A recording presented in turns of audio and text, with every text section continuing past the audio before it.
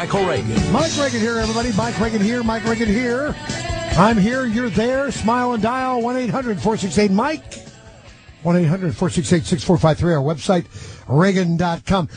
Oh, gosh. There's something else in the news, too, you need to know about.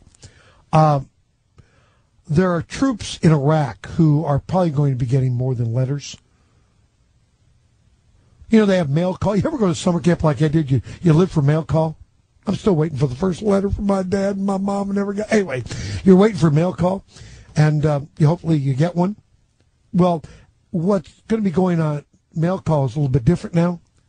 They're going to be getting mail, but they're not going to be care packages. There is a group that's sending letters to our troops in Iraq and DVDs claiming 9/11 was an inside job. Oh, yeah. Yeah. And that they should rethink why they're fighting. They ought to take these, excuse me, folks, I'm going to say this. We ought to find the people who are doing this, take them out, and shoot them. Really. Just find the people who are sending those letters to our troops to demoralize our troops and do what they're doing. You take them out. They are traitors to this country, and shoot them. You have a problem with that? Deal with it. But anybody who would do that doesn't deserve to live. You shoot them. You call them traitors. That's what they are. And you shoot them dead. I'll pay for the bullet.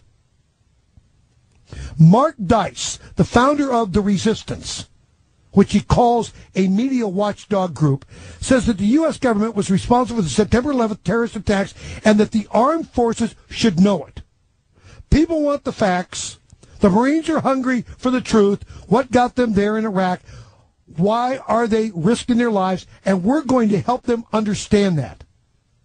So he's going to send letters and declassified government documents that he says can prove the government's responsibility for the terrorist attacks that killed nearly 3,000 people. And he's urging others to do the same.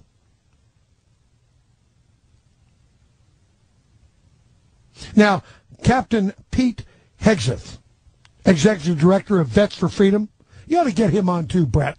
I'm on it. Says, you know something, these are going to end up in the trash, or they're going to end up in the toilet, or they're going to end up on the firing range. How about you take Mark Dice out and put him in the middle of the firing range? Tie him to a post, don't blindfold him, let it rip and have some fun with Mark Dice. These people are just, folks, I'm telling you, outrageous. Now we know where the Ron Paul supporters went.